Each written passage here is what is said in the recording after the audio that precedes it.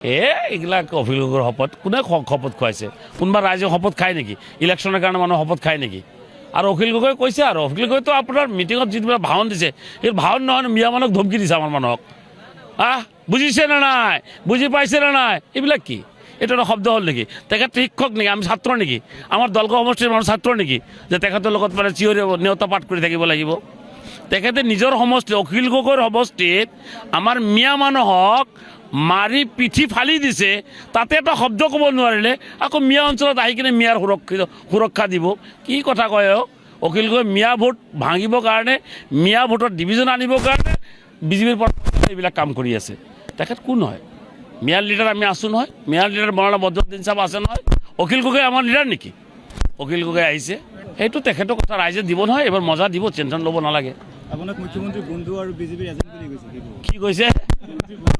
মুখ্যমন্ত্ৰীৰ আৰু মোক দেখাই দিয়কচোন, দেখাই দিয়ক ক'ত মই মুখ্যমন্ত্ৰীৰ লগত খলি কৰি ফুৰিছোঁ। অখিল গগৈ দেখোন, অখিল গগৈয়ে মেইন হ'ল বিজেপিৰ মেইন মানুহ। হিমন্ত বিশ্ব, আপোনাৰ এই পীযুষ হাজৰিকা, আপোনাৰ জয়ন্ত বৰুৱা, তেখেতসকলৰ লগত কিমান ফটো ভাইৰেল দেখা পোৱা নাই আপুনি? মই আপোনাৰ এই দলগাঁও সমষ্টিৰ উন্নয়নৰ কাৰণে, কলেজৰ কাৰণে মই মুখ্যমন্ত্ৰী তাত গৈছোঁ। আপোনাৰ এবাৰ দুবাৰ গৈছোঁ। দলগাঁও সমষ্টিৰ ৰাস্তাৰ কাৰণে মই গৈছোঁ, ব্ৰিজৰ কাৰণে মুখ্যমন্ত্ৰী তাত গৈছোঁ, আপোনাৰ মাটিৰ পাট্টাৰ কাৰণে মুখ্যমন্ত্ৰী তাত গৈছোঁ। গতিকে সেইখিনি কৰোঁতে যদি মোক এজেণ্ট বুলি কয়, ক'ব লাগে, একো নাই। অখিল গগৈতো এজেণ্ট হিচাপে কাম কৰে, মই এজেণ্ট হিচাপে কাম কৰা নাই নহয়। এইবিলাক অখিল গগৈৰ শপত কোনে শপত খুৱাইছে? কোনোবা ৰাইজে শপত খায় নেকি? ইলেকশ্যনৰ কাৰণে মানুহ শপত খায় নেকি?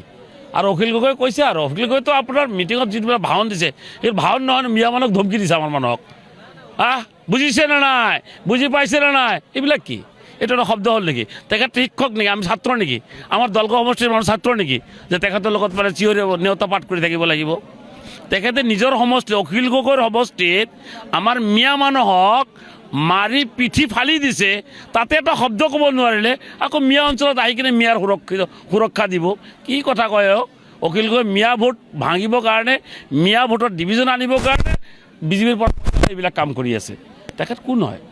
মিয়াৰ লিডাৰ আমি আছোঁ নহয়, মিয়াৰ লিডাৰ মৌলানা বদৰুদ্দিন চাহাব আছে নহয়। অখিল গগৈ আমাৰ লিডাৰ নেকি? অখিল গগৈ আহিছে, সেইটো তেখেতৰ কথা ৰাইজে দিব নহয়, এবাৰ মজা দিব, টেনশ্যন ল'ব নালাগে। আপোনাক মুখ্যমন্ত্ৰী বন্ধু আৰু বিজেপিৰ এজেণ্ট বুলি কৈছে। কি কৈছে? মুখ্যমন্ত্ৰীৰ আৰু মোক দেখাই দিয়কচোন, দেখাই দিয়ক ক'ত মই মুখ্যমন্ত্ৰীৰ লগত খলি কৰি ফুৰিছোঁ। অখিল গগৈ দেখোন, অখিল গগৈয়ে মেইন হ'ল বিজেপিৰ মেইন মানুহ। হিমন্ত বিশ্ব, আপোনাৰ এই পীযুষ হাজৰিকা, আপোনাৰ জয়ন্ত বৰুৱা, তেখেতসকলৰ লগত কিমান ফটো ভাইৰেল দেখা পোৱা নাই আপুনি? মই আপোনাৰ এই দলগাঁও সমষ্টিৰ উন্নয়নৰ কাৰণে, কলেজৰ কাৰণে মই মুখ্যমন্ত্ৰী তাত গৈছোঁ। আপোনাৰ এবাৰ দুবাৰ গৈছোঁ। দলগাঁও সমষ্টিৰ ৰাস্তাৰ কাৰণে মই গৈছোঁ, ব্ৰিজৰ কাৰণে মুখ্যমন্ত্ৰী তাত গৈছোঁ, আপোনাৰ মাটিৰ পাট্টাৰ কাৰণে মুখ্যমন্ত্ৰী তাত গৈছোঁ। গতিকে সেইখিনি কৰোঁতে যদি মোক এজেণ্ট বুলি কয়, ক'ব লাগে, একো নাই। অখিল গগৈতো এজেণ্ট হিচাপে কাম কৰে, মই এজেণ্ট হিচাপে কাম কৰা নাই নহয়।